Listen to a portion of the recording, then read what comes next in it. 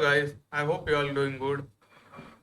Welcome to the interview preparation series where we are solving the common JavaScript interview questions that you can expect for SDE1 or freshers in a product-based organization. We are currently at the 13th question where we have to implement memoization of a function. Memoization is a technique where we can cache the computed value of the function using the arguments as a key, so that when the function is re-invoked with the same arguments, rather than doing the computation again, we return the stored result to improve the performance.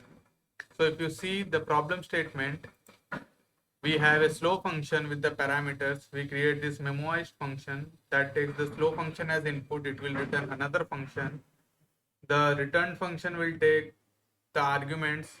In the first call for the arguments, it will do the computation, so it will become extremely slow because it is doing the computation for first time.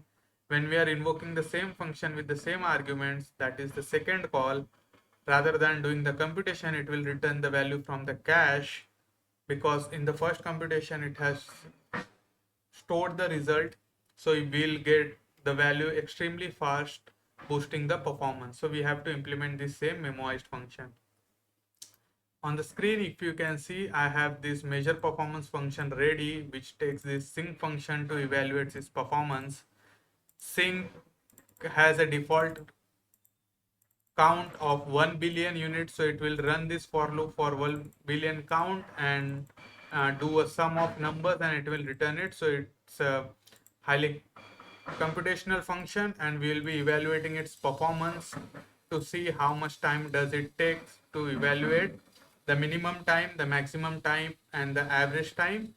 And this will be done on the 5 iterations, and before running the performance, we are going to do a warm up once to make sure that the function is not throwing any errors.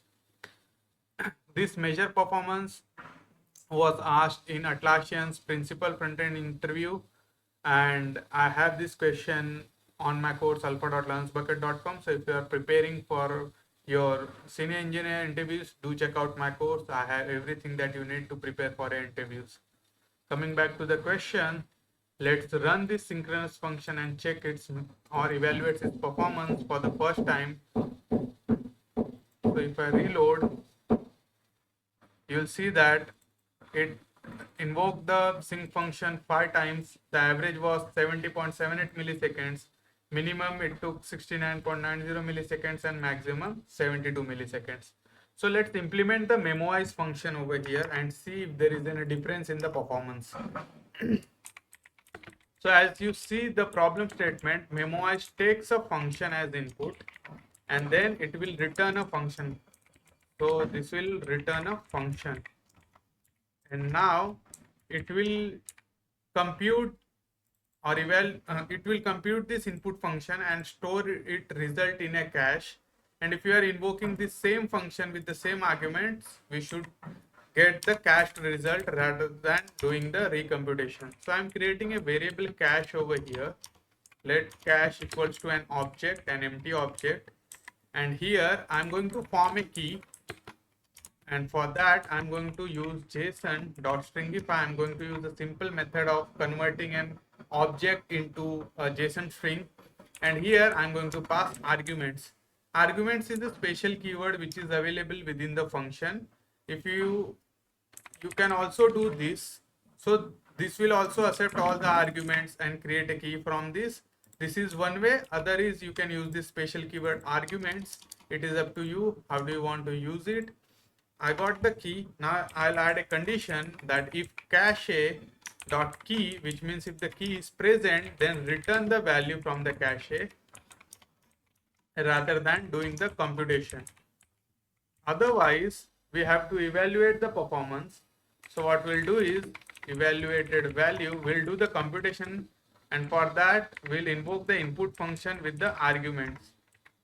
And after the evaluation is done, we got the computed value, we are going to store that in the cache.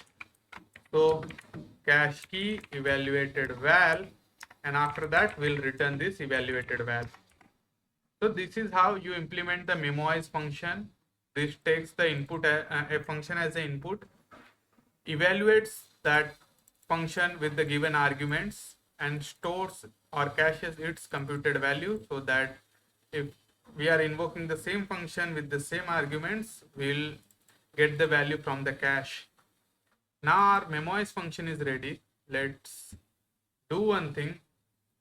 Let's evaluate its performance. So I'm going to copy this measure function, and here what I'm going to do is I'm going to create the memoize sync function. So let memoize sync function, and here I'm going to use the memoize what we have created upside, and to this I'll pass the sync function as input, and then we'll pass this memoize sync function to measure performance and see the result. Now if you see, let me rename this as memoize so that it is clear. So if you see on the screen, when we are executing the function normally without memoizing for the 5 iteration counts, the average is 71.26 millisecond, minimum is 69 millisecond, and maximum is 73.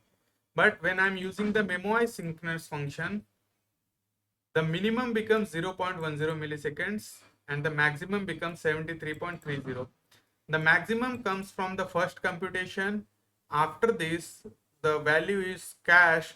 So every time when we are invoking the function post that, we are getting the value from the cache rather than doing the recomputation. So that's why you see the minimum value is coming as 0.10 milliseconds. So this is the fastest when the function was invoked, and this is when the computation has actually happened, a maximum.